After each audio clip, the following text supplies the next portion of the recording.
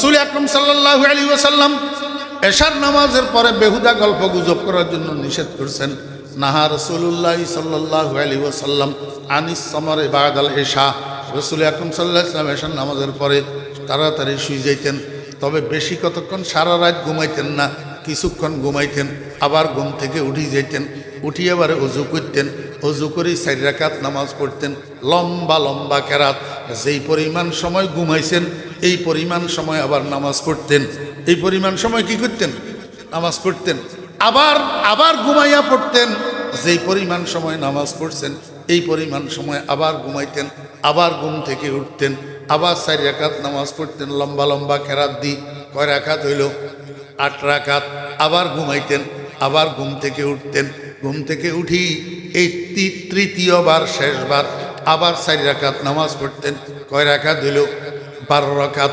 এই 12 রাকাত নামাজ তাহাজ্জুদের নামাজ, নবীজির সালাতুল কিয়াম, সালাতুল লাইল, সালাতুল তাহাজ্জুদ।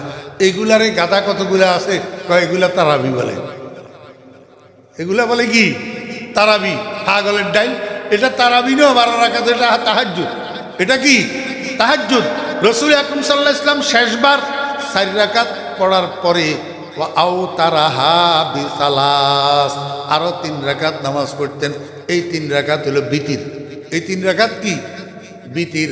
আমার বেরা দোস্ত আবাব, তাহলে মোট কয় রাকাত হলো? 15 রাকাত। এই 15 রাকাত নামাজ পড়ার পরে নবীজি আর ঘুমাইতেন না।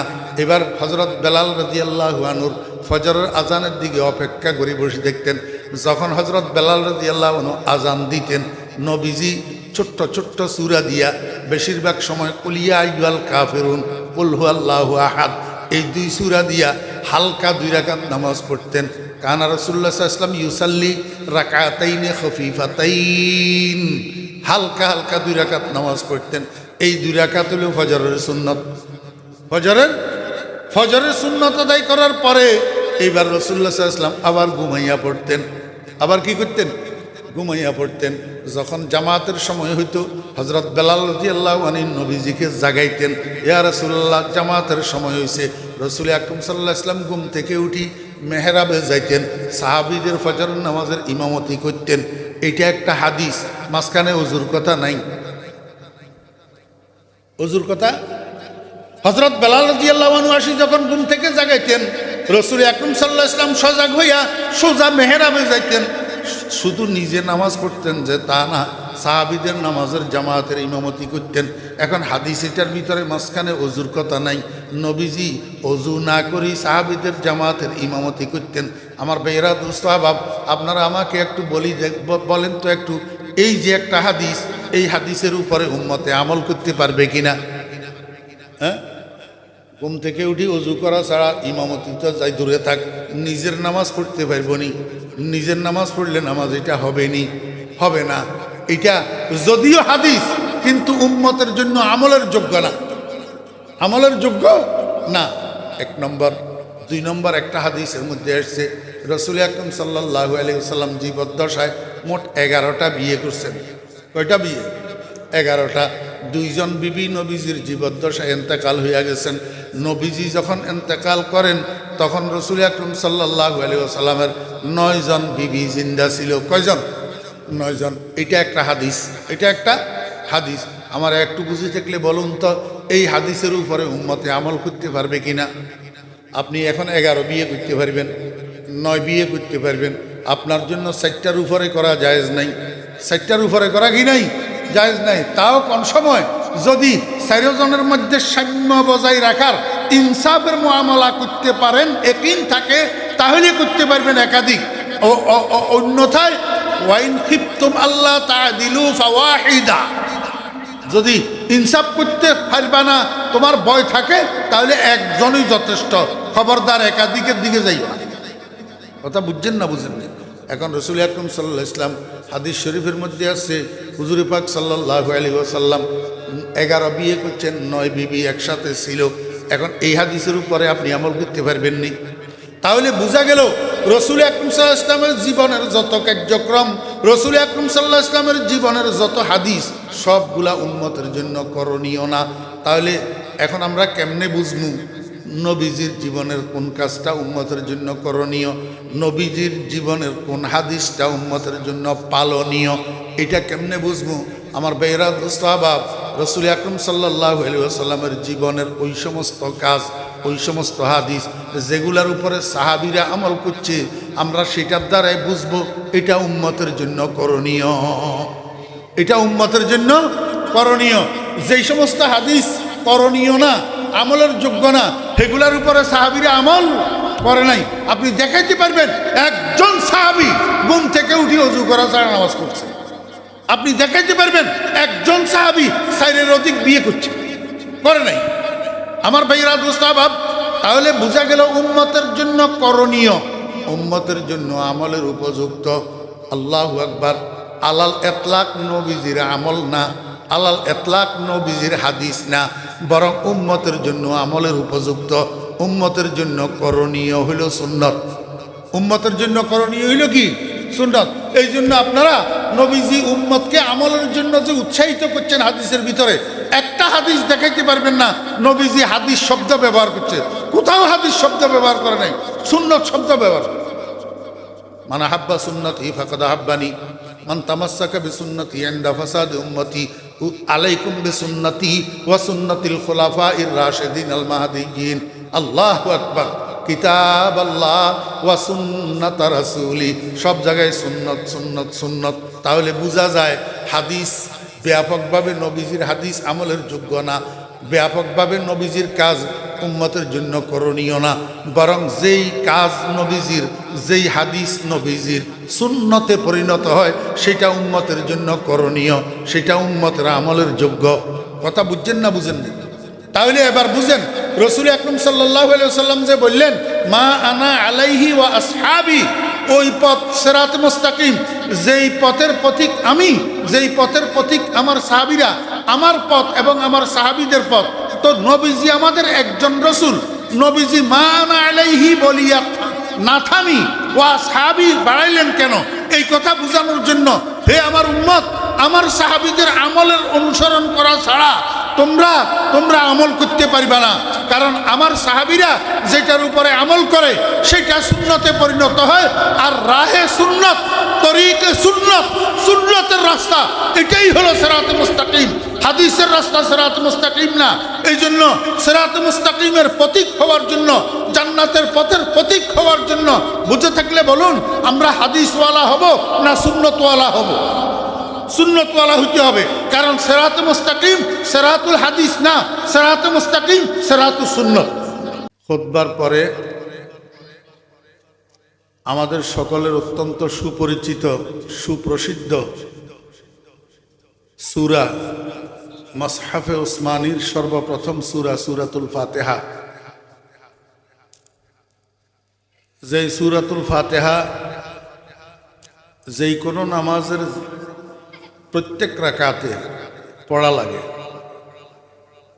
ফরজ, ওয়াজিব, সুন্নত, নফল, 2 রাকাত, 3 রাকাত, 4 রাকাত বিশিষ্ট যত নামাজ আছে, সব নামাজের সব রাকাতে সূরা ফাতিহা পড়া লাগে। এই জন্য এটারে সাবে মাসানি বলছেন আল্লাহ পাক। 60টা আয়াত সূরা ফাতিহার মধ্যে, যেগুলারে বারবার বারবার বারবার দৌড়ায় দৌড়ায় দৌড়ায় দৌড়ায় খালি পড়া যায়, খালি পড়া যায় সূরা ফাতিহা। এই সূরা ফাতিহার 7 আয়াতের মধ্যে একটা আয়াত হল মূল উদ্দেশ্য। এটা 5 নম্বর আয়াত, যেই আয়াতটা আমি আজকে আপনাদের সামনে তেলাওয়াত করলাম। ইহদিনাস সিরাতাল মুস্তাকিম। এই 5 নম্বর আয়াতটা দুনিয়ার মানুষের পক্ষ থেকে আল্লাহ পাকের নিকট একটা দরখাস্ত। কিন্তু দরখাস্তটা করার জন্য আল্লাহ পাক পদ্ধতি শিখাইছেন, নামাজের ভিতর করতে হবে। কোথায়? নামাজের ভিতর। এই দরখাস্ত এটার আগে আছে 4 আয়াত, পরে আছে 2 আয়াত। আগের 4 আয়াত হইল এই দরখাস্তের মুকাদ্দিমা, অর্থাৎ ভূমিকা। পরে আছে 2 আয়াত। পরের 2 আয়াত হইল এই দরখাস্তের তাতিম্মা, অর্থাৎ সম্পূরক। মোট 7 আয়াত। তো দরখাস্তের আগে যে 4 আয়াত আছে, এই 4 আয়াত 2 ভাগে বিভক্ত। এক ভাগ হইল আল্লাহ পাকের প্রশংসাপত্র, আরেক ভাগ হইল আল্লাহর সাথে বান্দার সাথে একটা চুক্তি। একটা চুক্তি।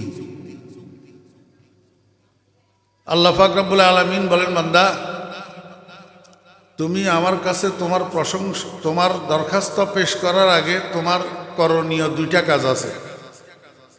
একটা কাজ হইল আগে আমার প্রশংসাপত্র পাঠ করো। আমার প্রশংসাপত্র পাঠ করিবা যে তোমার মন মতো বানাইনা প্রশংসাপত্র হইতো না, এইটাও আমি শিখাই দিতেছি কিভাবে প্রশংসা করবা। এক কথায় শরীয়তের মধ্যে, ইবাদতের মধ্যে মনের কোনো জায়গা নাই।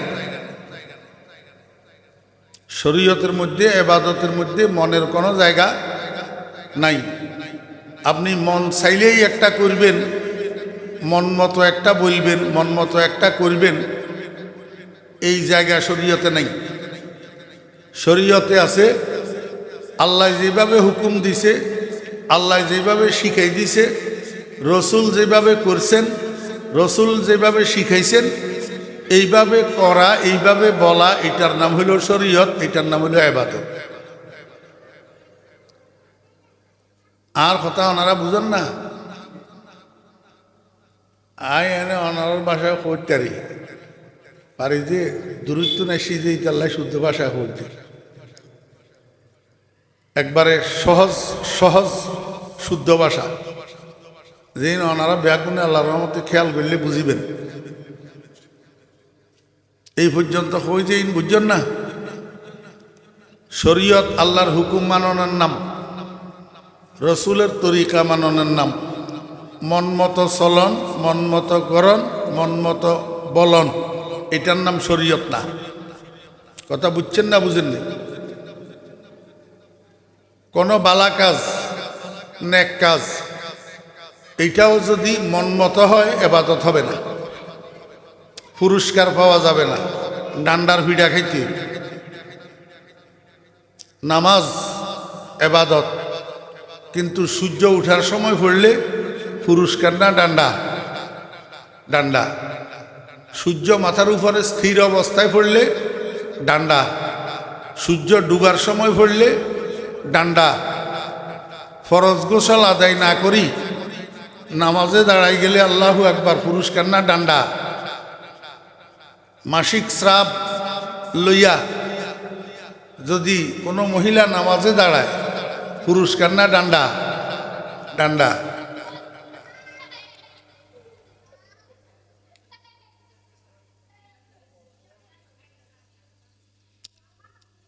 আল্লাহ। রোজা রাখা ইবাদত, রোজা রাখা ইবাদত। ঈদের দিন রোজা রাখলে পুরস্কার না ডান্ডা? ডান্ডা। কারণ ঈদের দিন রোজা রাখা এটা কিনা ইবাদত না। হ্যাঁ, যাকাত দেওয়া ইবাদত, যাকাত দেওয়া ইবাদত। সুদের টাকা দিয়ে যাকাত দিলে, ঘুষের টাকা দিয়ে যাকাত দিলে পুরস্কার না ডান্ডা? ডান্ডা। হারাম উপায়ে উপার্জিত টাকা, এইটার উপরে যাকাত ফরজ হয় না। হারাম উপায়ে উপার্জিত টাকা, পাহাড় পরিমাণ টাকা হইলেও এটার উপরে যাকাত ফরজ হয় না। আপনি এটা দিয়ে যাকাত দিলে গোড়ার ডিমও সওয়াব হবে না। ঠিক তেমনিভাবে জিকির করা ইবাদত। জিকির করা কি ইবাদত? আল্লাহর হুকুম মতো, রসুলের তরিকা মতো জিকির হইলে পুরস্কার, আর মন মতো জিকির হইলে বাবাই কয় বৈশা জিকির ভালো নয়, লাভদি ফালদি করো জিকির, যেমনে মাওলা রাজি হয়।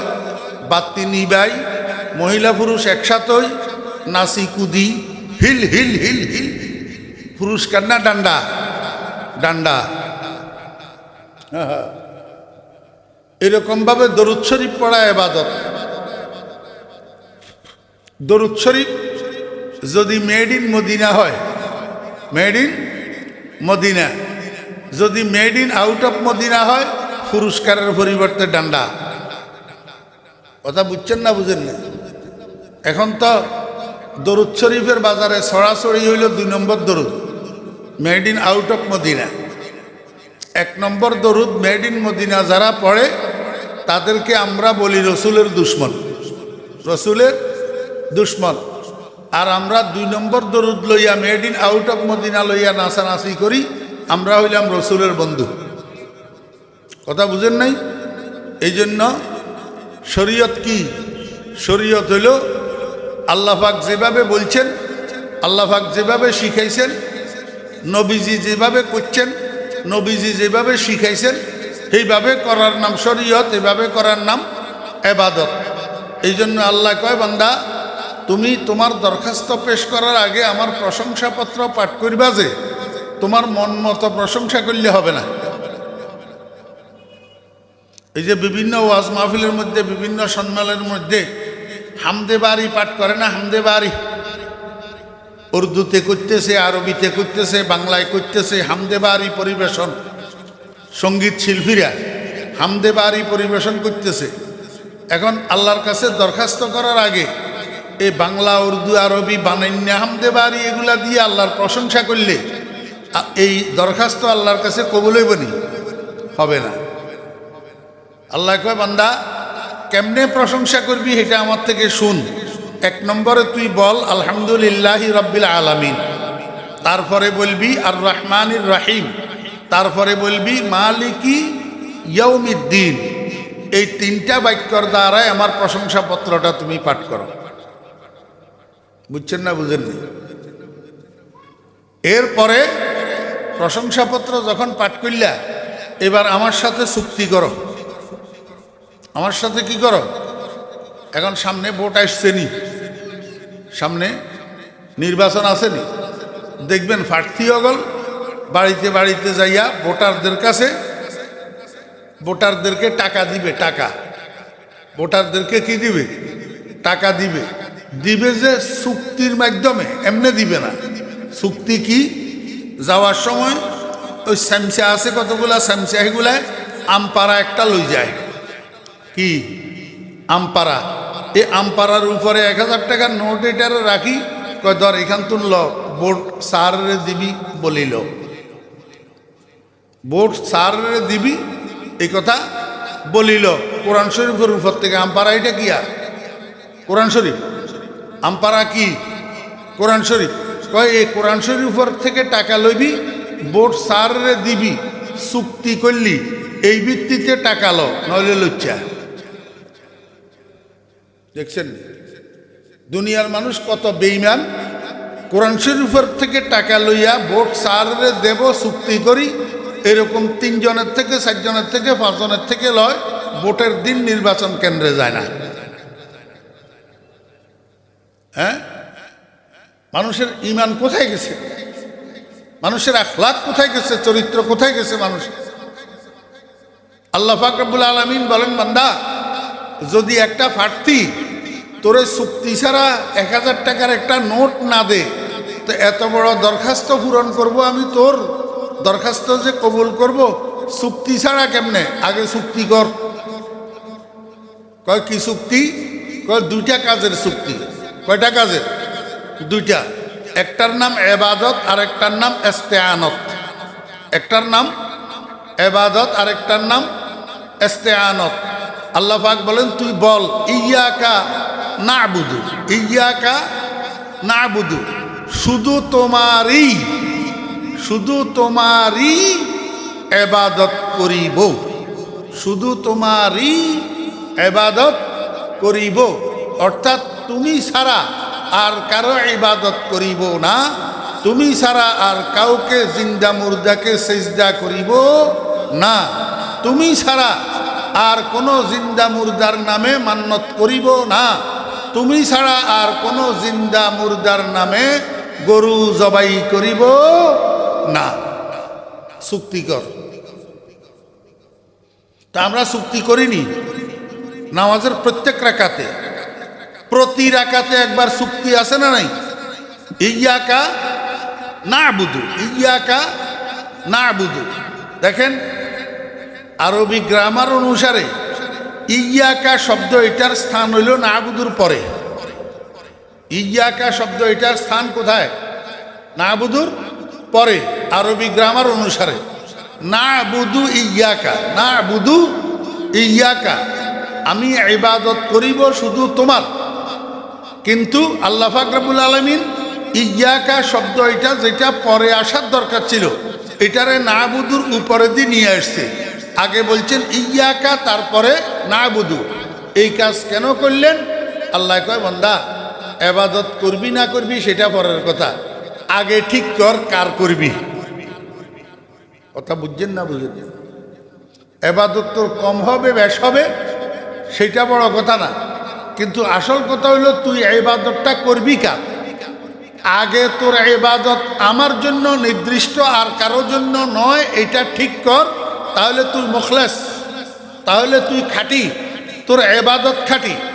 যদি তুই খাঁটি হইতে পারস, তোর ইবাদত খাঁটি হইতে পারে, তাহলে অল্প ইবাদত তোর মুক্তির জন্য যথেষ্ট, মুক্তির জন্য যথেষ্ট। আর যদি ইবাদতের মধ্যে ইখলাস না থাকে, যদি তাওহীদে খালেস না থাকে, আমি আল্লাহর জন্য সুনির্দিষ্ট ইবাদত না হয়, তাহলে সারা জীবন সেজদা দিয়ে কি লাভ হইব? যাইবি তো জাহান্নামে। কথা বুঝছেননি? এই জন্য আল্লাহ পাক ইয়াকা আগে বলছে, কয় বান্দা চুক্তি কর, ইয়াকা শুধু তোমার, শুধু তোমার না'বুদু ইবাদত করিব, আর কাহারও ইবাদত করিব না। চুক্তি, চুক্তি কি? চুক্তি এক নম্বর কাজ। আরেকটা কাজে চুক্তি কর, এটা কি? কওয়া ইয়াকা শুধু তোমারই নিকট নাস্তাঈনু সাহায্য চাইব, সাহায্য চাইব, আর কাহারও কাছে সাহায্য চাইব না। জিন্দা পীরের কাছে যাইয়া, মুর্দা পীরের কবরে যাইয়া সন্তান চাহিব না, সন্তান চাহিব না। কথা বুঝছেন না? বুঝেননি? এখানে একটা পয়েন্ট আছে, বড় একবারে সূক্ষ্ম পয়েন্ট, এটা আপনাদেরকে বুঝতে হবে। এখন এক ভ্যান গাড়ির ড্রাইভার, মনোযোগ আসেনি? জি, এদিক সেদিক তাকাইলে এটা মনোযোগ হইল না।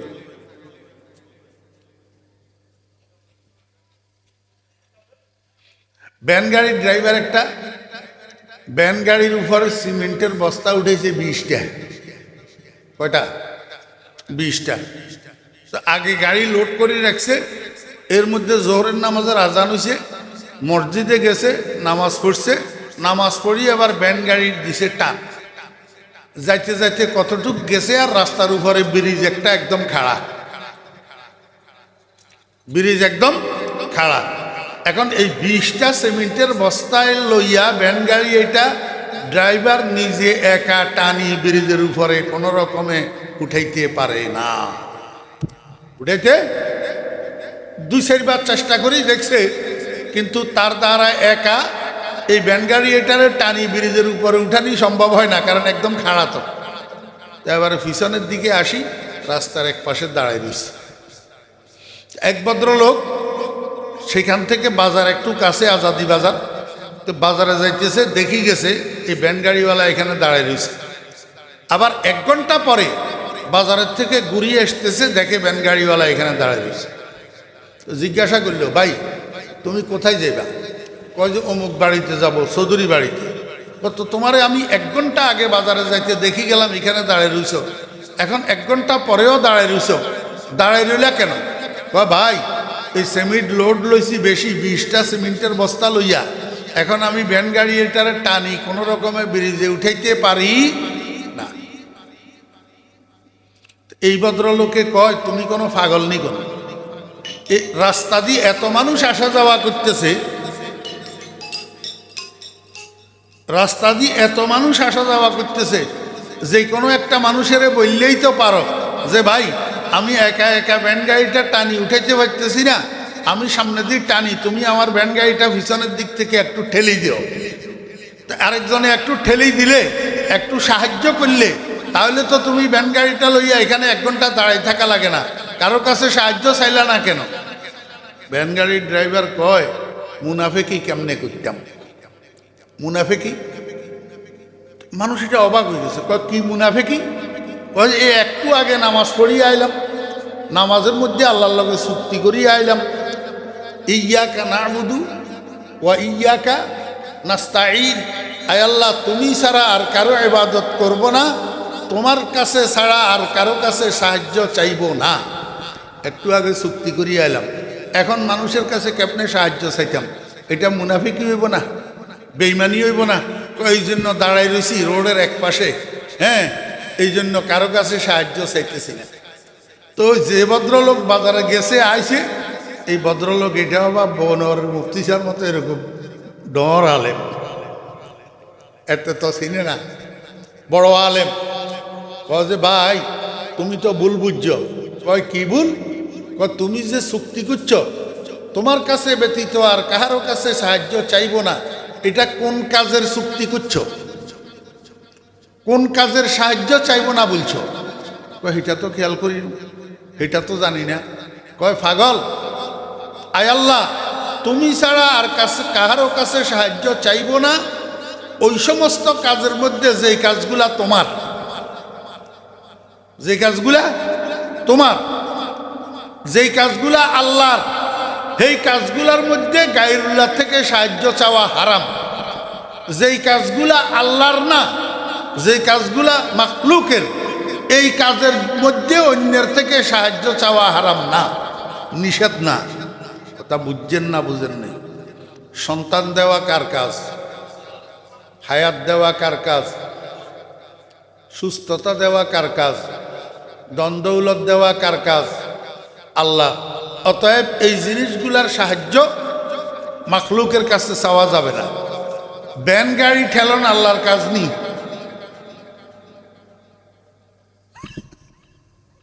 এই হলো ফ্যাঁস, সূক্ষ্ম ফ্যাঁস। ভ্যান গাড়ির ঠেলন এটা আল্লাহর কাজ নয়, ভ্যান গাড়ি ঠেলন মাখলুকের কাজ। অতএব মাখলুকের কাজের জন্য মাখলুকের কাছে সাহায্য চাওয়া এটা নিষেধ না, হারামও না।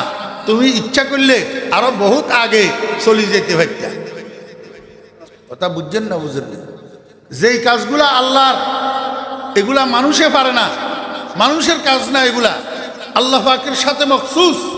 এই কাজ মাখলুকের কাছে সাহায্য চাওয়া যাবে না।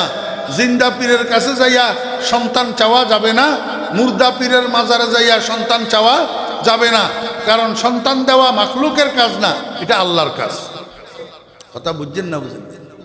ইয়াকা না'বুদু ওয়া ইয়াকা নাস্তাঈন, আয় আল্লাহ আমি তোমার সাথে চুক্তিতে আবদ্ধ হইলাম, তোমার সাথে চুক্তি করলাম, তোমারই ইবাদত করিব মৃত্যু পর্যন্ত, তোমার ইবাদতের মধ্যে অন্য কাউকে অংশীদার বানাবো না, তোমার কাছেই সাহায্য প্রার্থনা করিব, তোমার কাছে সাহায্য প্রার্থনার ক্ষেত্রে অন্য কাউকে অংশীদার বানাবো না।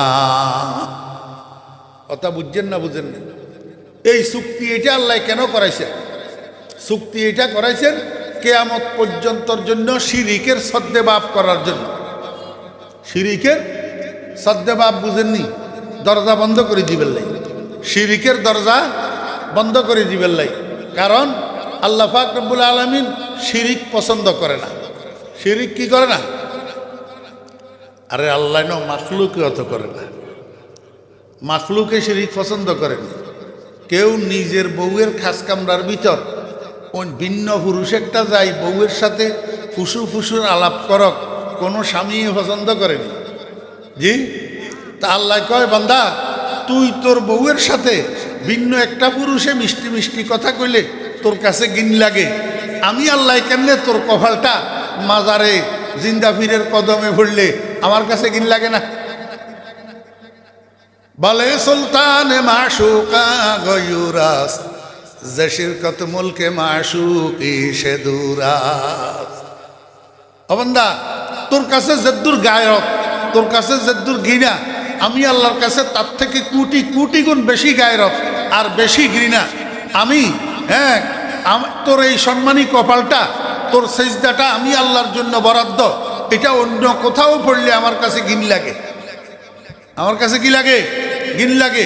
তুই অন্য কারো কাছে সাহায্য চাইলে আমার কাছে ঘিন লাগে। এই জন্য এটারে শিরিক কয়। আল্লাহ পাক রব্বুল আলামিন এই চুক্তি এটার দ্বারা কিয়ামত পর্যন্তর জন্য শিরিকের দরজা বন্ধ করছে। শিরিকের কি করছে? শোনেন, পৃথিবীর ভিতরে মানুষ আছে প্রথমে দুই জাত। কয় জাত? এক জাতের নাম আস্তিক, আরেক জাতের নাম নাস্তিক। এক জাতের নাম আস্তিক, আরেক জাতের নাম নাস্তিক। আস্তিক মানি যেগুনে আল্লাহর অস্তিত্ব বিশ্বাস করে, আল্লাহ আছে, আল্লাহ আছে। আর নাস্তিক মানি যেগুনে আল্লাহর অস্তিত্ব বিশ্বাস করে না, আল্লাহ নাই।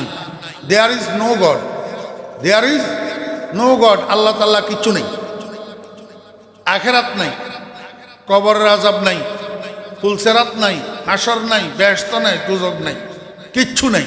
এগুলোর কাজে কথা হইলেও মানুষ মরে গেলে ফসি যায়, মানুষ মরে গেলে ফসি যায়। এই থিওরির মানুষ যেগুলা, এগুলোর নাম হলো নাস্তিক। আর যেগুলো আল্লাহ আছে বিশ্বাস করে, আল্লাহর ওজুদ মানে, এদের নাম হলো আস্তিক। এই আস্তিক এগুলা আবার দুই ভাগে বিভক্ত, মুওয়াহ্হিদ আর মুশরিক। মুওয়াহ্হিদ আর মুশরিক। আস্তিকের ভিতরে কতগুলো আছে? আল্লাহ পাকের একত্ববাদে বিশ্বাসী, আল্লাহ পাকের একত্ববাদে বিশ্বাসী। আর কতগুলো আছে আল্লাহর একত্ববাদে বিশ্বাসী নয়, বরং দ্বিখোদার বিশ্বাসী, ত্রিখোদার বিশ্বাসী। এগুলো হলো ইহুদি আর খ্রিস্টান। ইহুদি আর কি? খ্রিস্টান। হ্যাঁ, ইহুদিরা আস্তিক না নাস্তিক? ওনারা হন ওয়া মৌলভী বল আল্লাহ এক, রসুল এক, কোরআন এক, কিতাব এক, তোমার ভিতরে এত দল এত মতকা নখন ওনারা। এখন ওনারার ভিতরে দুই মতই লোকা, ইহুদি খ্রিস্টান আস্তিক না নাস্তিক? আস্তিক। ইহুদি খ্রিস্টান আস্তিক। ইহুদি খ্রিস্টান আল্লাহর অস্তিত্ব মানে, আল্লাহর ওজুদ মানে, আল্লাহ আছে কয়। কিন্তু সমস্যা হইল ইহুদিরা দুই খোদার বিশ্বাসী আর খ্রিস্টানরা তিন খোদার বিশ্বাসী। এটা বুঝছেন না? বুঝেন না? তো দুই খোদা বিশ্বাস করন তাওহীদ না শিরিক? তিন খোদা বিশ্বাস করন তাওহীদ না শিরিক? তাহলে ইহুদি খ্রিস্টান আস্তিক হইলেও মুওয়াহ্হিদ না মুশরিক? মুশরিক। এই জন্য কাফের। এই জন্য কি? কাফের। নাস্তিক যেরকম কাফের, মুশরিকও কি? কাফের। কতগুলো আছে আস্তিক, আর কতগুলো আছে কি? আস্তিক।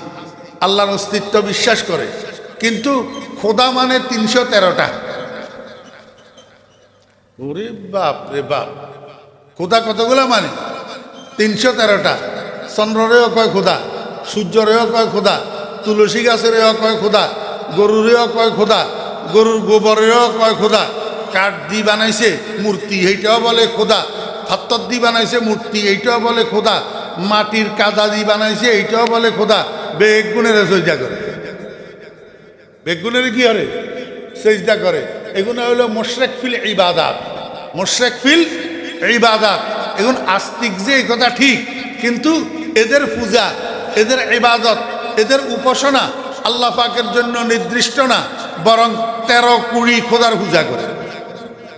এখন কন কন ইউন খন হিন্দুয়ারি ১৩-২০ খোদার কি করে? পূজা করে। এগুলো হলো মুশরিক ফিল ইবাদাত, এগুলো কাফের। এগুলোও কি? কাফের। এই আল্লাহ পাক রব্বুল আলামিন এই দরজা এখান বন্ধ করবেন লাই, যে তুমি দরখাস্ত পরে করিও, আগে চুক্তি করো। ইয়্যাকা না'বুদু ওয়া ইয়্যাকা নাস্তাঈন। আল্লাহু আল্লাহ পাক রব্বুল আলামিন কয়, বান্দা আমার প্রশংসাপত্র পাঠ করলা, আমার সাথে চুক্তি করলা, ভূমিকাটা তুমি পালন করলা, এবার তুমি দরখাস্ত করো, আমার কাছে চাও। দরখাস্ত করন মানে কি? কিছু না কিছু সন, কিছু না কিছু সন। মানুষের দরখাস্ত কেন করে? কিছু সাইবেল লাই, কিছু সাইবেল লাই। আল্লাহ কয় যে বন্দা আমার কাছে ছ। বন্দায় কয় যে ও কথা কি চাইতাম?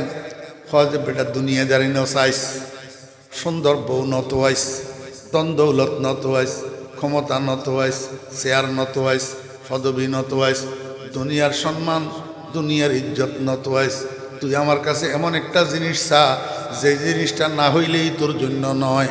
সেটা কি? যে সারা দুনিয়ার মানুষের জন্য আমি দুইটা ঠিকানা বানিয়ে রাখছি, শেষ ঠিকানা। একটার নাম জান্নাত আর একটার নাম জাহান্নাম। একটার নাম জান্নাত আর একটার নাম জাহান্নাম। তুই তো জান্নাতের মুসাফির, তুই তো জান্নাতের পথিক, তুই তো জান্নাতের কামনা লালনকারী। জান্নাতে জয়ন্যা, জান্নাতে যাইতে সয়ন্যা। তো জান্নাতে যাইতে হইলে তুই আল্লাহু আকবার, এখান থেকে যদি নাজিরাটের গাড়িতে উড়স তাহলে নাজিরাট যাবি, রাউজানের গাড়ি চড়লে রাউজান যাবি, রাউজানের গাড়ি যাব দক্ষিণে, নাজিরাটের গাড়ি যাব উত্তরে। ঠিক তদ্রুপ জান্নাতের একটা রাস্তা আছে, জাহান্নামের একটা রাস্তা আছে। তুই যদি জান্নাতে যাইতেছস তাহলে জান্নাতের রাস্তার পথিক হইতে হবে। জান্নাতের রাস্তা, এটার নাম হইল সিরাতে মুস্তাকিম।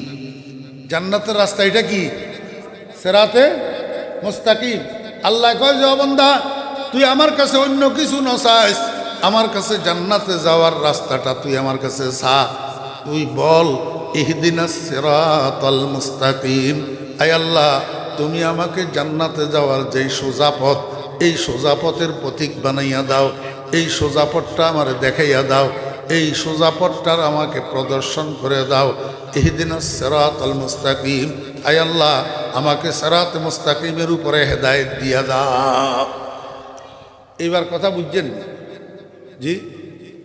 আল্লাহ দোয়া শিখিয়ে দিছে। দরখাস্ত মন মতো না, আল্লাহর শিখানো, আল্লাহ শিখানো।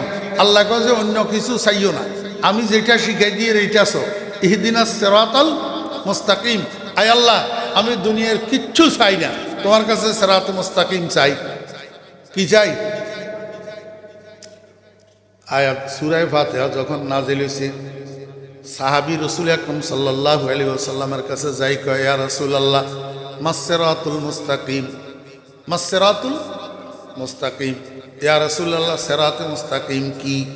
রাসূল আকরাম সাল্লাল্লাহু আলাইহি ওয়াসাল্লাম কয়, মা আনা আলাইহি ওয়া আসহাবি, মা আনা আলাইহি ওয়া আসহাবি। সিরাতে মুস্তাকিম ওই পথের নাম যেই পথের পথিক আমি নবী এবং যেই পথের পথিক আমার সাহাবীগণ, আমার সাহাবীগণ। এই জন্য আল্লাহ পাক রব্বুল আলামিন কিচ্ছে, মনোযোগ আসেনি? আল্লাহ কয় যে বান্দা তুই যে দরখাস্ত করলা ইহদিনাস সিরাতাল মুস্তাকিম, এই দরখাস্ত এটা পরিপূর্ণ হয় না। দরখাস্ত এটা কি হয় না? পরিপূর্ণ হয় না।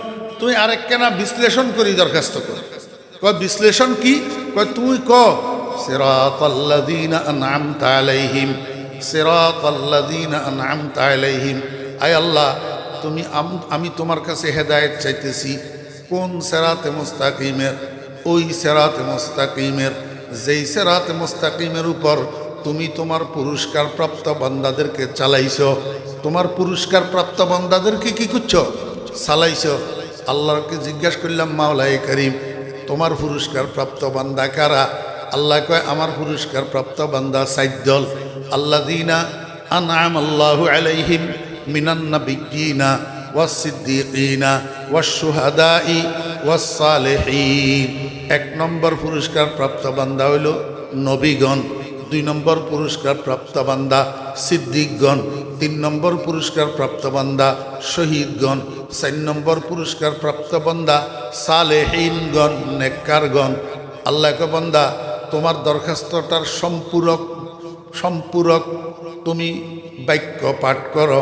সিরাতাল্লাযীনা আন'আমতা আলাইহিম, আয় আল্লাহ তুমি আমাকে ওই রাস্তার উপরে চালাও, ওই পথে তুমি আমাকে পরিচালিত করো যেই পথে চলছে তোমার নবীগণ, সিদ্দিকগণ, শহীদগণ, নেককারগণ।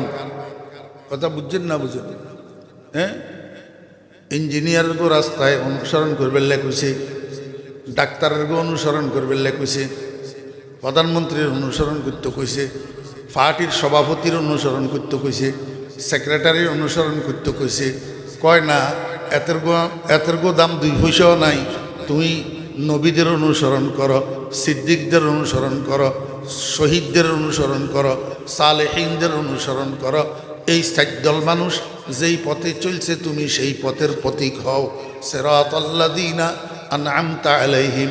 আল্লাহ কয় বান্দা তোর দরখাস্ত এখনো পরিপূর্ণ হয় না, আরেকটু কর, এখনো পরিপূর্ণ হয় নাই। কয় রব্বুল আলামিন আর কি কইতাম? কয় এইবার ক গায়রিল মাগদুবি আলাইহিম ওয়ালাদ-দাল্লিন। আয় আল্লাহ, দুই দল মানুষ, এক দলের উপরে তোমার গজব পড়ছে, আর এক দল পথভ্রষ্ট হইছে। এই দুই দল মানুষের পথের প্রতীক আমারে বানাইও না, এই দুই দল মানুষের অনুসারী আমারে বানাইও না। একদল মানুষের উপরে তোমার গজব পড়ছে আল মাগদুবি আলাইহিম, আরেক দল মানুষ শ্বশুর বাড়ির যাইতো লাগি সারা বাড়ির চলে গেছে। এই দুই দল মানুষ, এক দলের নাম ইয়াহুদি, আরেক দলের নাম খ্রিস্টান। আরেক দলের নাম কি? খ্রিস্টান। ইয়াহুদি হইল আল্লাহর গজব পড়া, ইয়াহুদি হইল কি? আল্লাহর আল মাগদুবি আলাইহিম। বদার বুঝার আল মাগদুব সিগা ওয়াহিদ মুজাক্কার, বস ইসমে মফুল, মাজদার হইল গজব। গজব মাজদার কিয়া? গজব। অনারা একজনের উপর একজনের গোসা আইলে কোনো সময় মায়ও তো খোয়ারুর গোসা হইলে হই ফেলায় তোর উর আল্লাহর গজব পড়ো, নখয় না? ইল্লা নখন চাই ও মা বাপে, ইল্লা নখন চাই ফরি যাব গই, খবরদার। হ্যাঁ, ফোয়াশা আল্লাহ ইল্লা গজব নদেন চাই। রাগাইলে একজনে একজনের নখয় না তোর উর আল্লাহর গজব পড়ুক। এই গজব হইয়া যে মূলদাতু আল মাগদুবি আলাইহিমের মূলদাতু হইয়া যে গজব, মানে ওই সমস্ত মানুষ যারার উপর আল্লাহর গজব পড়ছে। আল্লাহর কি পড়ছে? গজব পড়ছে। আমার বেয়েরা দোস্ত আহবাব, এই ইয়াহুদির উপরে আল্লাহর গজব পড়লো কেন? ইয়াহুদির উপরে আল্লাহর গজব পড়ার এক নম্বর কারণ হলো ইয়াহুদি মিথ্যাবাদী। ইয়াহুদি কি? মিথ্যাবাদী, যুগে যুগে কালে কালে মিথ্যুক, যুগে যুগে কালে কালে মিথ্যুক। ইয়াহুদিদের সূচনার যুগ হজরত মুসা আলাইহিস ইসলামের যুগ, এই যুগেও ইয়াহুদি মৃত্যু। মধ্যম যুগ মুহাম্মদুর রাসূলুল্লাহ সাল্লাল্লাহু আলাইহি ইসলামের যুগ, এই যুগেও ইয়াহুদি মৃত্যু। এবং সর্বশেষ যুগ বর্তমান যুগ, এই যুগেও ইয়াহুদি মৃত্যু। ইয়াহুদি মৃত্যু। আমার ভাইয়েরা দোস্ত আহবাব, সারা দুনিয়া ব্যাপী মিথ্যা কথা বলার ওস্তাদ। যদি মিথ্যা কথা বলার উপরে মেডেল দেওয়া হইতো, যদি পুরস্কার দেওয়া হইতো, তো ইয়াহুদি মিথ্যা কথা বলার জন্য পুরস্কার পাইতো, মেডেল পাইতো। এই কারণে এগুলোর উপরে আল্লাহর কি পড়ছে? গজব পড়ছে। ও মুসলমান ভাইয়েরা, খবরদার খবরদার। হ্যাঁ, যখন তখন যেখানে সেখানে যেন তেন ভাবে বেলা জরুরত শুধু মিথ্যা কথা বলবেন না। মিথ্যা কথা বড় খারাপ। মিথ্যা কথায় আল্লাহর গজবটা নিয়ে আনে। মিথ্যা কথায় কি আনে? আল্লাহর গজবটা নিয়ে আনে। মিথ্যা কথা বলবেন না। হ্যাঁ, দুই নম্বর কারণ, ইয়াহুদি জাতি আল্লাহু আকবার যুগে যুগে কালে কালে নবীদের সাথে বেয়াদবি করছে, নবীদের সাথে বেয়াদবি করছে। অনেক নবীরে হত্যাও করছে, অনেক নবীরে শারীরিক মানসিক আর্থিক নির্যাতন করছে। এই জন্য এদের উপরে গজব পড়ছে। আমার ভাইয়েরা, যুগে যুগে কালে কালে যত মানুষ নবীদের উপরে অত্যাচার করছে, নবীদেরকে মিথ্যারোপ করছে, নবীদেরকে হত্যা করছে, এদের উপরে আল্লাহর গজব পড়ছে।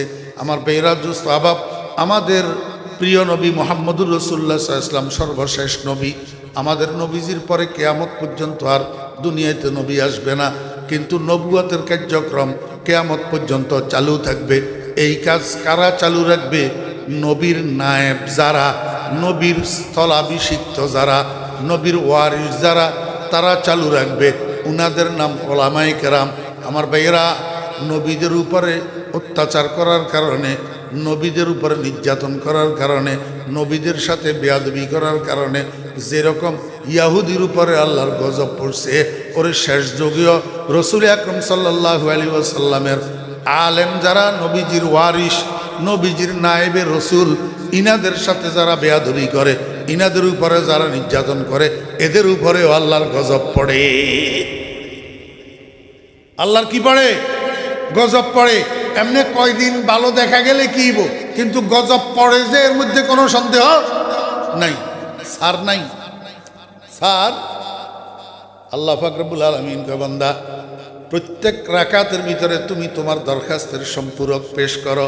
তুমি বলো, গায়রিল মাগদুবি আলাইহিম ওয়ালাদ-দাল্লিন। আয় আল্লাহ, গজব পড়ার পথভ্রষ্ট এই দুই রকমের মানুষের পথের প্রতীক আমারে বানাইও না, এদের অনুসারী আমারে বানাইও না, ইয়াহুদিদের অনুসারী আমারে বানাইও না, খ্রিস্টানদের অনুসারী আমারে বানাইও না।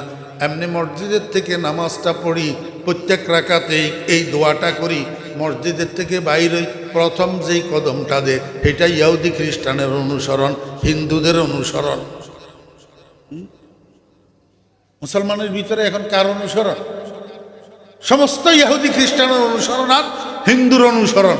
মুসলমানের মধ্যে এখন মদিনার কামলিওয়ালার অনুসরণ নাই। মদিনার কামলিওয়ালার অনুসরণের মুসলমান এখন ফেস্টিজের হেপ্পার মনে করে, মানিজ্যতের বিচ্যুতি মনে করে। মুসলমান এখন মদিনার কামলিওয়ালার সুন্নতের অনুসরণের আনকালচার মনে করে। ইহুদি খ্রিস্টানের অনুসরণের সভ্যতার ভদ্রতা মনে করে, হিন্দুর অনুসরণের সভ্যতার ভদ্রতা মনে করে। কইলে তো আপনাদের মনে কষ্ট যায়।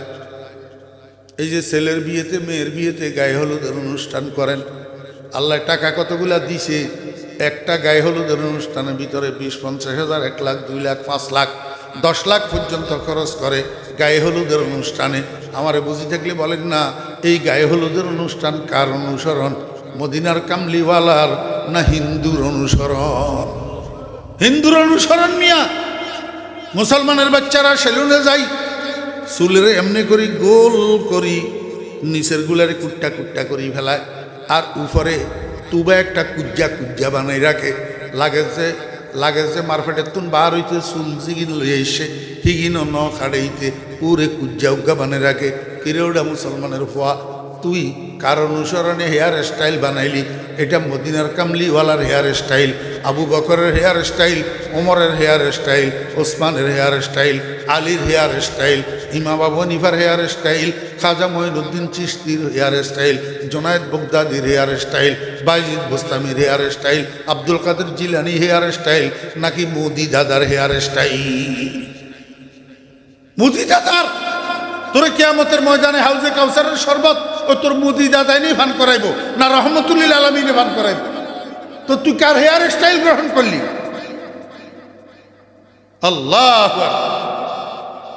এই জন্য আল্লাহ পাক রব্বুল আলামিন দোয়া শিখাইছে, কয় বান্দা বলো গায়রিল মাগদুবি আলাইহিম ওয়ালাদ-দাল্লিন। সাহাবী যে জিজ্ঞাসা করলো, ইয়া রাসূলুল্লাহ সাল্লাল্লাহু আলাইহি ওয়াসাল্লাম, সিরাতে মুস্তাকিমটা কি? সিরাতে মুস্তাকিমটা কি? রাসূল আকরাম সাল্লাল্লাহু আলাইহি ওয়াসাল্লাম বলেন, সিরাতে মুস্তাকিম ওই রাস্তার নাম, ওই পথের নাম, যেই পথের প্রতীক আমি, যেই রাস্তার প্রতীক আমি এবং আমার সাহাবীগণ। আমার মনোযোগ আছেন? একটা সূক্ষ্ম কথা আগে কইছি না, আর একটা সূক্ষ্ম কথা কই। এই কথাটা কইলে আমার কথা শেষ। আল্লাহ আমাদের জন্য নবী বানায় পাঠাইছে কয়জন? কথা কয় কয়জন? আমাদের নবী কয়জন? কি সন্দেহ লাগেননি আপনাদের? তো বলেন না কেন? মনে করতেছেন ভুল হইলে আবার হুজুরে কি কয় হয় না না হয়? হ্যাঁ, আমাদের জন্য আল্লাহ পাক নবী বানাই পাঠাইছেন কয়জন? আমাদের আদর্শ কয়জন? লাকাদ কানা ফি রাসূলিল্লাহি উসওয়াতুন হাসানা। আমাদের আদর্শ তো কি? একজন। তো যখন নবীজিকে জিজ্ঞেস করা হলো মাস সিরাতুল মুস্তাকিম ইয়া রাসূলুল্লাহ, হে আল্লাহ রাসূল, সিরাতে মুস্তাকিম কোনটা? জান্নাতে যাওয়ার সরল পথ কোনটা? জান্নাতে যাওয়ার সোজা পথ কোনটা? নবীজি কইলেন আমার পথ আর আমার সাহাবীদের পথ। আমার পথ আমার। এখন আমার প্রশ্ন হলো, আমাদের নবী হলেন একজন, আমাদের রাসূল একজন, আমাদের কায়েদ একজন, আমাদের কুদওয়া একজন, আমাদের উসওয়ায়ে হাসানা একজন। তাহলে নবীজি বলার দরকার ছিল মা আনা আলাইহি, যেই পথ আমার পথ সেটা সিরাতে মুস্তাকিম, যেই পথের প্রতীক আমি এটা সিরাতে মুস্তাকিম। আবার সাহাবীদেরকে মিলালেন কেন? রসুল তো একজন, রসুল একজন, রসুল আমাদের জন্য আদর্শ। এখন নবীজি সিরাতে মুস্তাকিমের পরিচয় দিতে চাইয়া আমার পথ এবং আমার সাহাবীদের পথ, এই সাহাবীদেরকে লাগাইলেন কেন? প্রশ্ন বুঝছেন আমার ভাইয়েরা, দোস্ত আহবাব? রসুল আকরাম সাল্লাল্লাহু আলাইহি ওয়াসাল্লামের জীবনের যত কাজকর্ম, এই সমস্ত কাজকর্মগুলা উম্মতের জন্য করণীয় না, উম্মতের জন্য করণীয় না। যেমন হাদিস শরীফের মধ্যে আসছে রাসূল আকরাম সাল্লাল্লাহু আলাইহি ওয়াসাল্লাম এশার নামাজের পরে আর দেরি করতেন না, সাথে সাথে শুইয়া যাইতেন। সাথে সাথে এশার নামাজের নবীজি একটু দেরি করেই পড়তেন। এশার নামাজের নবীজি একটু কি করতেন? দেরি করেই পড়তেন। বরং আরও বলতেন এই কথা যে আমার উম্মতের কষ্ট হবে, এই ভয় যদি আমার না হইতো তাহলে আমি এশার নামাজের আরও খিচাই দিতাম, আরও কি করতাম। আর আমরা তো এখন এমনি মাগরিবের 1 ঘন্টা পরে যত তাড়াতাড়ি এশার নামাজ পড়ি অবসর হয়ে যেতে পারি, খালি এই চিন্তা করি তাড়াহুড়া তাড়াহুড়া। জি আল্লাহ। আর কতগুলো আছে এশার নামাজের পরে রাত্রে 12টা পর্যন্ত, 1টা পর্যন্ত, 2টা পর্যন্ত গুডুর গাডুর গুডুর গাডুর গুডুর গাডুর করে। রাত্রে 10টা 11টা বাজে খানার জন্য যায়, খানার পরেও আরও 1 ঘন্টা 2 ঘন্টা গুডুর গাডুর করে। 12টা 1টা বাজলে তুই আস্তে আস্তে শুইতে যায়।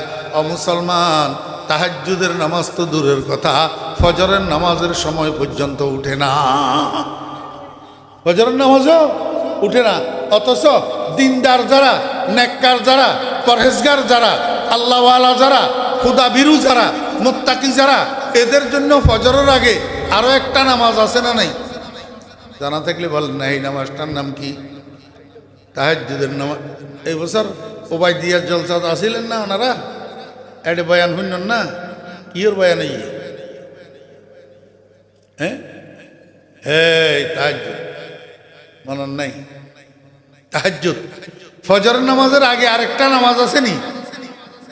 সেই নামাজটার নাম সালাতুত তাহাজ্জুদ, তাহাজ্জুদের নামাজ। এই নামাজ এইটাই মানুষের সম্মানী বানায়। মানুষের কি বানায়? আজকে সারা বাংলাদেশের মানুষ নানুপুরি হুজুর, নানুপুরি হুজুর, নানুপুরি হুজুর, বাবুনগরী হুজুর, বাবুনগরী হুজুর, মাওলানা জমিশা হুজুর, জমিশা হুজুর। সারা দুনিয়ার মানুষে সম্মানের সাথে নাম লয়, নামের শেষে দিয়ে আবার দোয়া করে রহমতুল্লাহ আলাই, রহমতুল্লাহ আলাই। সারা দুনিয়ার মানুষের জপের যে নাম, এগুলা কিসের কারণে জানেননি? তাহাজ্জুদের নামাজের কারণে। কিসের কারণে? তাহাজ্জুদের নামাজের কারণে। এখন যেই মানুষটা রাত্রে 12টা 1টা পর্যন্ত টোটো করে, গুডুর গাডুর করে, এতে তাহাজ্জুদ তো যায় দূরে থাক, এই হতভাগা কমবক্ত ফজরের জামাত তো দেখতে পারবে। এই জন্য এশার নামাজের পরে অযথা সময় নষ্ট করা, গল্প গুজব করা, আড্ডা ফাড্ডা মারা, এগুলা রসুলের আদর্শ পরিপন্থী। রসুলের আদর্শ, রসুল আকরাম সাল্লাল্লাহু আলাইহি ওয়াসাল্লাম এশার নামাজের পরে বেহুদা গল্প গুজব করার জন্য নিষেধ করছেন। নাহা রাসূলুল্লাহ সাল্লাল্লাহু আলাইহি ওয়াসাল্লাম আনিস সামারে বাদাল এশা। রসুল আকরাম সাল্লাল্লাহু আলাইহি ওয়াসাল্লাম এশার নামাজের পরে তাড়াতাড়ি শুয়ে যাইতেন, তবে বেশি কতক্ষণ সারা রাত ঘুমাইতেন না, কিছুক্ষণ ঘুমাইতেন, আবার ঘুম থেকে উঠে যেতেন, উঠি আবার অজু করতেন, অজু করেই 4 রাকাত নামাজ পড়তেন, লম্বা লম্বা কেরাত। যেই পরিমাণ সময় ঘুমাইছেন এই পরিমাণ সময় আবার নামাজ পড়তেন, এই পরিমাণ সময় কি করতেন? নামাজ পড়তেন। আবার আবার ঘুমাইয়া পড়তেন, যেই পরিমাণ সময় নামাজ পড়ছেন এই পরিমাণ সময় আবার ঘুমাইতেন, আবার ঘুম থেকে উঠতেন, আবার 4 রাকাত নামাজ পড়তেন লম্বা লম্বা কেরাত দি। কয় রাকাত হইল? 8 রাকাত। আবার ঘুমাইতেন, আবার ঘুম থেকে উঠতেন, ঘুম থেকে উঠি এই তৃতীয়বার শেষবার আবার 4 রাকাত নামাজ পড়তেন। কয় রাকাত হইল? 12 রাকাত। এই 12 রাকাত নামাজ তাহাজ্জুদের নামাজ, নবীজির সালাতুল কিয়াম, সালাতুল লাইল, সালাতুত তাহাজ্জুদ। এগুলারে গাদা কতগুলা আছে, কয়গুলা তারাবি বলে। এগুলা বলে কি? তারাবি, পাগলের ডাইল। এটা তারাবি নয় 12 রাকাত, এটা তাহাজ্জুদ। এটা কি? তাহাজ্জুদ। রসুল আকরাম সাল্লাল্লাহু আলাইহি ওয়াসাল্লাম শেষবার 4 রাকাত পড়ার পরে আও তারাহা বিসালাস, আরো 3 রাকাত নামাজ পড়তেন। এই 3 রাকাত হলো বিতির। এই 3 রাকাত কি? বিতির। আমার বেরা দোস্ত আবাব, তাহলে মোট কয় রাকাত হলো? 15 রাকাত। এই 15 রাকাত নামাজ পড়ার পরে নবীজি আর ঘুমাইতেন না। এবার হযরত বেলাল রাদিয়াল্লাহু আনহুর ফজরের আজানের দিকে অপেক্ষা করে বসে দেখতেন। যখন হযরত বেলাল রাদিয়াল্লাহু আনহু আজান দিতেন, নবীজি ছোট্ট ছোট্ট সূরা দিয়া, বেশিরভাগ সময় কুল ইয়া আইয়ুহাল কাফিরুন, কুল হুয়াল্লাহু আহাদ, এই 2 সূরা দিয়া হালকা 2 রাকাত নামাজ পড়তেন। কানা রাসূলুল্লাহ সাল্লাল্লাহু আলাইহি ওয়াসাল্লাম ইউসাল্লি রাকাতাইনি খফিফাতাইন, হালকা হালকা 2 রাকাত নামাজ পড়তেন। এই 2 রাকাত হলো ফজরের সুন্নত। ফজরের সুন্নত আদায় করার পরে এইবার রাসূলুল্লাহ সাল্লাল্লাহু আলাইহি ওয়াসাল্লাম আবার ঘুমাইয়া পড়তেন। আবার কি করতেন? ঘুমাইয়া পড়তেন। যখন জামাতের সময় হইতো হযরত বেলাল রাদিয়াল্লাহু আনহু নবীজিকে জাগাইতেন, ইয়া রাসূলুল্লাহ জামাতের সময় হইছে। রাসূল আকরাম সাল্লাল্লাহু আলাইহি ওয়াসাল্লাম ঘুম থেকে উঠি মেহরাবে যাইতেন, সাহাবীদের ফজরের নামাজের ইমামতি করতেন। এটা একটা হাদিস, মাঝখানে ওযুর কথা নাই। ওযুর কথা হযরত বেলাল রাদিয়াল্লাহু আনহু আসি যখন ঘুম থেকে জাগাইতেন, রাসূল আকরাম সাল্লাল্লাহু আলাইহি ওয়াসাল্লাম সজাগ হইয়া সোজা মেহরাবে যাইতেন। শুধু নিজে নামাজ পড়তেন যে তা না, সাহাবীদের নামাজের জামাতের ইমামতি করতেন। এখন হাদিস এটার ভিতরে মাঝখানে ওযুর কথা নাই। নবীজি ওযু না করি সাহাবীদের জামাতের ইমামতি করতেন। আমার ভাইয়েরা দোস্ত আহবাব, আপনারা আমাকে একটু বলেন তো একটু, এই যে একটা হাদিস, এই হাদিসের উপরে উম্মতে আমল করতে পারবে কিনা? হ্যাঁ, ঘুম থেকে উঠি ওযু করা ছাড়া ইমামতি তো যাই দূরে থাক, নিজের নামাজ পড়তে পারবো নি। নিজের নামাজ পড়লে নামাজ এটা হবে না। এটা যদিও হাদিস, কিন্তু উম্মতের জন্য আমলের যোগ্য না। আমলের যোগ্য না, 1 নম্বর। 2 নম্বর, একটা হাদিসের মধ্যে আসছে রাসূল আকরাম সাল্লাল্লাহু আলাইহি ওয়াসাল্লাম জীবদ্দশায় মোট 11টা বিয়ে করছেন। কয়টা বিয়ে? 11টা। 2 জন বিবি নবীজির জীবদ্দশায় ইন্তেকাল হইয়া গেছেন। নবীজি যখন ইন্তেকাল করেন তখন রাসূল আকরাম সাল্লাল্লাহু আলাইহি ওয়াসাল্লামের 9 জন বিবি জিন্দা ছিল। কয়জন? 9 জন। এটা একটা হাদিস, এটা একটা হাদিস। আমার একটু বুঝে থাকলে বলুন তো, এই হাদিসের উপরে উম্মতে আমল করতে পারবে কিনা? আপনি এখন 11 বিয়ে করতে পারবেন, 9 বিয়ে করতে পারবেন। আপনার জন্য 4টার উপরে করা জায়েজ নাই। 4টার উপরে করা কি নাই? জায়েজ নাই। তাও কোন সময় যদি 4 জনের মধ্যে সাম্য বজায় রাখার ইনসাফের মুআমালা করতে পারেন, ইয়াকিন থাকে, তাহলে করতে পারবেন একাধিক। অন্যথায় ওয়াইন খিফতুম আল্লাহ তা'দিলু ফাওয়াহিদা, যদি ইনসাফ করতে পারবা না, তোমার ভয় থাকে, তাহলে একজনই যথেষ্ট। খবরদার একাধিকের দিকে যাইও না।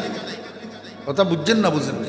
এখন রাসূল আকরাম সাল্লাল্লাহু আলাইহি ওয়াসাল্লাম হাদিস শরীফের মধ্যে আছে, হুজুর পাক সাল্লাল্লাহু আলাইহি ওয়াসাল্লাম 11 বিয়ে করছেন, 9 বিবি একসাথে ছিল। এখন এই হাদিসের উপরে আপনি আমল করতে পারবেন নি।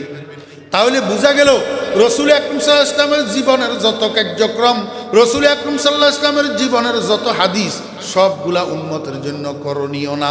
তাহলে এখন আমরা কেমনে বুঝবো নবীজির জীবনের কোন কাজটা উম্মতের জন্য করণীয়, নবীজির জীবনের কোন হাদিসটা উম্মতের জন্য পালনীয়? এটা কেমনে বুঝবো? আমার ভাইয়েরা দোস্ত আহবাব, রাসূল আকরাম সাল্লাল্লাহু আলাইহি ওয়াসাল্লামের জীবনের ওই সমস্ত কাজ, ওই সমস্ত হাদিস যেগুলার উপরে সাহাবীরা আমল করছে, আমরা সেটার দ্বারাই বুঝবো এটা উম্মতের জন্য করণীয়, এটা উম্মতের জন্য করণীয়। যেই সমস্ত হাদিস করণীয় না, আমলের যোগ্য না, সেগুলার উপরে সাহাবীরা আমল করে নাই। আপনি দেখাইতে পারবেন একজন সাহাবী ঘুম থেকে উঠে ওযু করা ছাড়া নামাজ পড়ছে? আপনি দেখাইতে পারবেন একজন সাহাবী 4-এর অধিক বিয়ে করছে? করে নাই। আমার ভাইয়েরা দোস্ত আহবাব, তাহলে বোঝা গেল উম্মতের জন্য করণীয়, উম্মতের জন্য আমলের উপযুক্ত। আল্লাহু আকবার। আলাল ইতলাক নবীজির আমল না, আলাল ইতলাক নবীজির হাদিস না, বরং উম্মতের জন্য আমলের উপযুক্ত, উম্মতের জন্য করণীয় হইল সুন্নত। উম্মতের জন্য করণীয় হইল কি? সুন্নত। এই জন্য আপনারা নবীজি উম্মতকে আমলের জন্য যে উৎসাহিত করছেন, হাদিসের ভিতরে একটা হাদিস দেখাইতে পারবেন না নবীজি হাদিস শব্দ ব্যবহার করছে। কোথাও হাদিস শব্দ ব্যবহার করে নাই, সুন্নত শব্দ ব্যবহার। মান আহাব্বা সুন্নতি ফাকাদ আহাব্বানি, মান তামাসসাকা বিসুন্নতি ইনদা ফাসাদি উম্মতি, আলাইকুম বিসুন্নতি ওয়া সুন্নাতিল খুলাফাইর রাশিদিন আল মাহদিয়িন। আল্লাহু আকবার। কিতাব আল্লাহ ওয়া সুন্নাত রাসূলি, সব জায়গায় সুন্নত সুন্নত সুন্নত। তাহলে বোঝা যায় হাদিস ব্যাপকভাবে নবীজির হাদিস আমলের যোগ্য না, ব্যাপকভাবে নবীজির কাজ উম্মতের জন্য করণীয় না, বরং যেই কাজ নবীজির, যেই হাদিস নবীজির সুন্নতে পরিণত হয়, সেটা উম্মতের জন্য করণীয়, সেটা উম্মতের আমলের যোগ্য। কথা বুঝছেন না? বুঝেন না? তাহলে এবার বুঝেন, রাসূল আকরাম সাল্লাল্লাহু আলাইহি ওয়াসাল্লাম যে বললেন মা আনা আলাইহি ওয়া আসহাবি, ওই পথ সিরাত মুস্তাকিম, যেই পথের পথিক আমি, যেই পথের পথিক আমার সাহাবীরা, আমার পথ এবং আমার সাহাবীদের পথ। তো নবীজি আমাদের একজন রসুল, নবীজি মা আনা আলাইহি বলিয়া না থামি ওয়া সাহাবী বাড়াইলেন কেন? এই কথা বোঝানোর জন্য, হে আমার উম্মত, আমার সাহাবীদের আমলের অনুসরণ করা ছাড়া তোমরা আমল করতে পারবে না। কারণ আমার সাহাবীরা যেটার উপরে আমল করে সেটা সুন্নতে পরিণত হয়। আর রাহে সুন্নত, তরিকে সুন্নত, সুন্নতের রাস্তা, এটাই হলো সিরাতে মুস্তাকিম। হাদিসের রাস্তা সিরাতে মুস্তাকিম না। এই জন্য সিরাতে মুস্তাকিমের প্রতীক হওয়ার জন্য, জান্নাতের পথের প্রতীক হওয়ার জন্য বুঝে থাকলে বলুন, আমরা হাদিসওয়ালা হব না সুন্নতওয়ালা হব? সুন্নতওয়ালা হইতে হবে। কারণ সিরাতে মুস্তাকিম সিরাতুল হাদিস না, সিরাতে মুস্তাকিম সিরাতুস সুন্নাত। ইহদিনাস সিরাতাল মুস্তাকিম। আল্লাহ পাক আমাদেরকে সিরাতে মুস্তাকিমের পথিক হওয়ার তৌফিক দান করেন, সুন্নতের উপরে আমল করার তৌফিক দান করেন। একটা নদীরে আপনাদের আমি লড়াইতে ভরে দিছি, বয়ানিয়ান করতে 1.5-2 ঘন্টা লাগে। এই অল্প সময় কদ্দুরা বুঝছেন, কদ্দুরা বুঝাইতাম হচ্ছি আল্লাহ কইতে পারে। আসসালামু আলাইকুম ওয়া রাহমাতুল্লাহি ওয়া বারাকাতুহু।